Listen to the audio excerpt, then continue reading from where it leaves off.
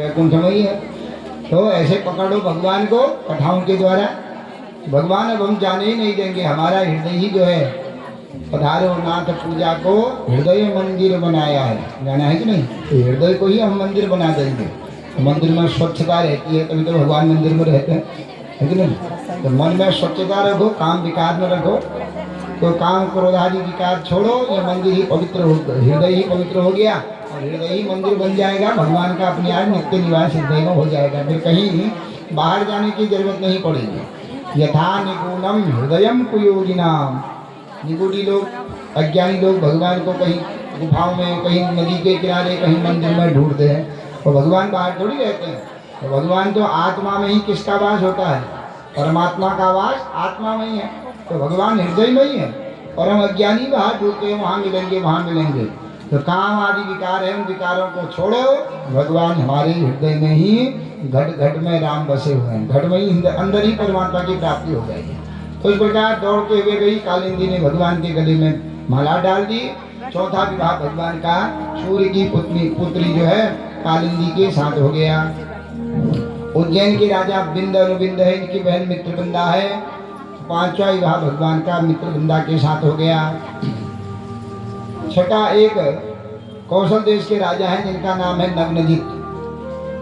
तो नग्नजित नाम कौशल्य आसीद राजाति धार्मिक तस्या सत्या भवन कन्या देवी नाग्न जितेन्द्रपः।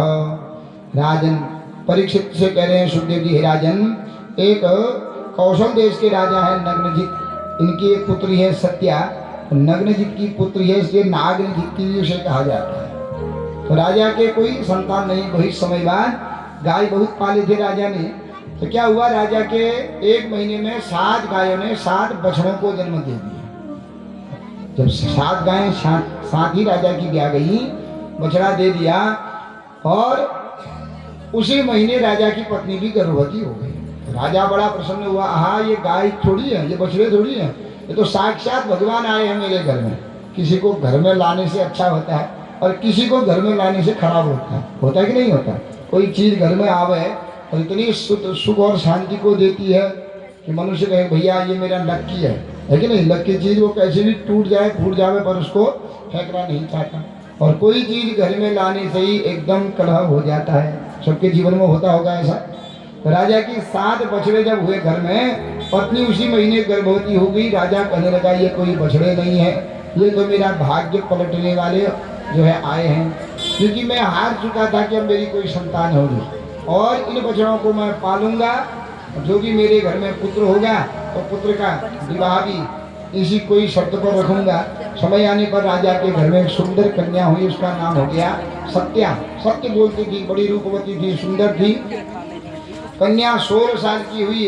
अब कन्या का विवाह का समय आया, वो बछड़े को पाला हुआ है और बछड़े इतने प्रेम से पालता है राजा कि बछड़े भयंकर सांड का रूप ले लिया, बड़े ही भयंकर क्रोधी हो गए। राजा को छोड़कर कोई भी उनके सामने जावे तो एक सींग मार करके वह जो है उनको बाहर फेंक दे गौशाला से। राजा ने शर्त लगाई, इस कन्या का विवाह मैं उसी के साथ करूंगा जो एक रस्सी से इन 7 को नथते थे ना, नाक में रस्सी डाल दे, नथ दे, बांध दे, क्योंकि ये तो किसी को आने नहीं देते हैं। तो विवाह स्वयंवर की तैयारियां हुई। कौशल देश का राजा है, देश देश के भूपति आए और जैसे ही उस गौशाले में गए, बाड़े में गए, तो एक ही बैल ने हजारों राजाओं को मार करके भगा दिया। सब भयभीत हो गए, भैया जब एक बैल इतनों को मार सकता है तो ये 7 को कौन पकड़ सकता है? इसका मतलब यह कार्य दुष्कर है, इसको कोई नहीं कर सकता। भगवान भी पहुंच गए, सब हंसने लगे। ये ग्वाला है बचपन का, ये समझ रहा है कोई साधारण गाय होगी बंचर, तो बंचर गाय नहीं है, ये तो घर में रहने वाली गाय है। देखो जो बधी हुई गाय होती है वो मारने वाली होती है, और खुली हुई गाय जो 10 जगह जाएगी उसमें कोई अब्बो नहीं होगा। तो उसको छुओ, उसको जो है कुछ खिलाओ, तो जो आशा है ना मैं मारूंगी तो ये मुझे खाने थोड़ी देगा। अपने गुणों से खाता है ना, चाहे मानव हो जीव जंतु हो, अपने गुणों से खाता है सब। अपने दुर्गुणों से उसका तिरस्कार भी होता है और सद्गुणों से वह पूजा भी जाता है। तो सब हंसने लगे, ये समझ रहा होगा वन में चरने वाली सीधी गाय होंगी, ये वन में चरने वाले सांड थोड़ी है। भगवान गए, बलिष्ठ है भगवान, अपना विकराल रूप बनाया, सब तो सामान्य देख रहे हैं, विकराल रूप बनाया और एक ही रस्सी से सातों जो है बछड़ों को नथ दिया, रस्सी दे दी राजा के हाथ में। तो राजा बड़ा प्रसन्न हुआ, कहा महाराज मेरी शर्त पूर्ण हो गई है, अब मेरी कन्या मैं तुमको ही दूंगा। तो विधि पूर्वक अपनी पुत्री सत्या का विवाह भगवान के साथ कर दिया और दहेज, बहुत दहेज दिया भगवान को। देखो भगवान के इतने विवाह हुए, कहीं से दहेज नहीं आया, केवल सत्या के विवाह में अनेक प्रकार के दहेज आए और विधि पूर्वक विवाह हुआ। ये भगवान का छठा विवाह। सातवां विवाह शुक्ल कीर्ति से, आठवां विवाह अपनी ही बुआ की लड़की लक्ष्मणा के साथ हो गया। इस प्रकार भगवान के जब विधि पूर्वक एक एक करके 8 विवाह हुए तो 8 पत्नियां भगवान से संतुष्ट रहती हैं, तृप्त रहती हैं। नारद जी एक दिन आए द्वारिका में, देखता हूँ सबके कमरे में गए और सारी पत्नियां जो हैं तृप्त हैं, भगवान से संतुष्ट हैं, कोई भी शिकायत नहीं है। नारद जी विचार करने लगे, कृष्ण के पास ऐसा कौन सा मंत्र है जो पत्नी को सुख रखता है। संसार में मनुष्य की एक पत्नी है, वह भी अपने पति से सुखी नहीं रहती, पर इसकी 8 पत्नियां हैं। इसके बाद ऐसा कौन सा मंत्र है जो यह 8 को संतुष्ट रखता है। वो मंत्र अगर मैं ले लूं तो सारे पुरुषों को बता दूंगा कि भैया स्त्री को खुश रखने का यह मंत्र है, इसको जपा करो। तो नारद जी आए परीक्षा लेने। तो भगवान को पता है, भगवान तो घर घर की जानते हैं, घर घर की जानते हैं क्या नारद आने वाला है। तो नारद जी खिड़की से देखे रुक्मणी के कमरे में भगवान रुक्मणी के बालों में गजरा लगा रहे हैं। जाम्बवती के कमरे में गए, उसको पायल पहना रहे हैं। सत्यभामा के कमरे में गए, उसके साथ हंसी मजाक कर रहे हैं। कालिंदी के कमरे में गए, एक एक करके नारद जी बाहर से देखा और जिसके कमरे में जाए भगवान उसी के कमरे में दिखे। तो नारद जी का सिर चकरा गया, है या एक और मेरे से पहले 8 कमरों में कैसे है? अब 8 हैं, 8 में किसी ने एक को तो अच्छा मानता होगा, या एक अधिक प्रिय होता ही है। किसी के 4-5 बच्चे हैं तो माता बच्चे तो बराबर हैं और एक के प्रति माता पिता का स्नेह ज़्यादा ही होता है कि नहीं होता है। इसलिए 8 पत्नियां हैं, एक को तो ये ज़्यादा ही अच्छा मानता होगा और परीक्षा लेनी चाहिए। परीक्षा कैसे लूँ? स्वर्ग गए, वहाँ से पारिजात का पुष्प लेकर के लाए और भगवान को दे दिया। लो महाराज, स्वर्ग गया था कभी न मुरझाने वाला पारिजात लेकर के आया हूँ, तुम इसे स्वीकार करो। अब अपना जाकर के ऊपर से देखें आखिर ये पारिजात किसको देते हैं। तो पारिजात भगवान ने जाकर के रुक्मणी के गजरे में लगा दिया, फूलों पर, बालों पर। तो इसने नारद जी ने जाकर के सत्यभामा से शिकायत कर दी कि कन्हैया तुझे अच्छा नहीं मानता है। अरे महाराज, वो सबसे ज़्यादा प्रेम मुझे ही करते हैं, मेरे ही साथ खाते हैं, घूमने मुझे ही ले जाते हैं, मेरे ही साथ जो है शयन भी करते हैं। तो बहुत तारीफ कर रही है। तो कहा देवी वो तो वंचक है, वंचक माने छलिया है, छलने वाला है। अगर वो तुझे अच्छा मानता तो वो जो पुष्प लाया था मैं पारिजात तो तुम्हें नहीं देता, उसने रुक्मणी को दे दिया। अगर तुम्हें मेरी बात पर भरोसा नहीं, जाओ रुक्मणी को देख करके आओ, उसके सिर में लगाया है। तो गई, अब देखा देवी दीदी तुम्हारे पास ये पुष्प कहाँ से आया? ये तो स्वर्ग में होता है, कहाँ न जाने। अभी प्राणनाथ लाए थे और उन्होंने लगा दिया। अब क्या था, इतना कहना था, कुपित हो गई। कुपित होकर के जितने आभूषण पहने आभूषण खोल दिया, बाल भी खोल दिए।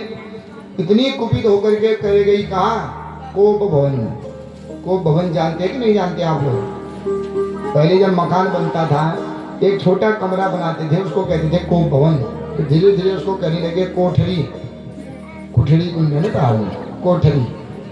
तो पहले क्या होता था कि घर के साथ एक कोप भवन बनाना अनिवार्य था, क्योंकि स्त्रियों में जब कोप आ जाता था तो उस कमरे में चले जाती थी। तब पुरुष फिर मनाने जाता था, भैया ऐसा नहीं, ऐसा है। जो राम जी को वनवास कहाँ मांगा? कोप भवन में तो मांगा ना दशरथ जी ने, दशरथ जी से कोप भवन में ही मांगा है। तो इसलिए कोप भवन होता था ताकि कुपित हो तो उसी कमरे में हो और जगह उसका प्रभाव न हो। अब आजकल घर में कोप भवन बनता नहीं, तो घर वहीं कोप भवन होता है, जिस कमरे में जाओ वहीं कलह होता है कि नहीं। पहले कोप भवन अलग बनता था, धीरे धीरे उसी कोप भवन को कहने लगे हैं किचन। किचन माने जहाँ किचकिच होती है उसी को किचन। पहले क्या कहते थे? रसोई कहते थे। जहाँ रस बनता था, रस परोसा जाता था, तो किस करके खाना बनाया, किस करके खिलाया। खाने वाला भी किस करेगा ही करेगा, है कि नहीं? क्योंकि जैसा खाओ अन्न वैसा रहे मन, अन्न और मन का संबंध है। तो इसलिए को भवन में भगवान आए तो देखा को भवन के दरवाजे खुले हैं। क्या बात है, आज कौन आया? द्वारपालों से पूछा, महाराज नारद आए थे। और नारद भड़का के गए, वो को भवन में चले गए। भगवान ने नारद को खूब गाली दी। कहे नारद का अपना घर तो है नहीं, अरे दूसरों का घर भी नहीं होने देता है। काम धाम यही है नारद का, जहाँ जाता है पाखंडी कर देता है। चलो मनाता हूँ देवी, क्या बात है, तुम कुपित क्यों हो? मैं तो तुमको सबसे अच्छी मानता हूँ आठों में, और आज उस पाखंडी नारद के कहने पर तुमको भवन में क्यों चले गई? बहुत समझाया, खबरदार नारद को, नारद जी को कुछ कहा तो मैं तो तुम्हारे जो है छलिया के प्रेम में मग्न थी, लेकिन आज नारद जी ने मेरी आँख खोल दी है। तुम अगर मुझे अच्छा मानते तो वह पारिजात पुष्प मुझे नहीं देते क्या? इतनी कुपित हुई भगवान के देवी, मजाक मजाक में कह दिया, देवी पुष्प क्या है, तुम्हारे लिए तो पूरा पारिजात का वृक्ष ही लेकर के आ जाऊंगा, पुष्प की क्या बात है? तो कहा तब मैं मानूंगी तुमको अपना, कि जिस दिन तुम पारिजात का पूरा वृक्ष ही लेकर के आ जाओगी। और भगवान ने तो हंसी मजाक में कहा था कि वृक्ष ही ला दूंगा, क्या पता मान जाएगी। लेकिन अब हट हो गई, क्रिया हट है। जब तक पारिजात पुष्प नहीं लाओगे, वृक्ष नहीं लाओगे, तब तक मैं यही सोचूंगी कि तुम मुझसे प्रेम नहीं करते हो, उस रुक्मणी से ही प्रेम करते हो, जाओ रुक्मणी के पास जाओ। अब भगवान फंस गए, पारिजात वृक्ष हो नहीं सकता। कल्प वृक्ष जो है स्वर्ग के वृक्ष हैं, या पारिजात कल्प वृक्ष आज स्वर्ग के वृक्ष मृत्यु लोक पर हो नहीं सकते हैं। तो भगवान के देवी, मैंने तो हाथ परिहास में कहा। कैसे कहा?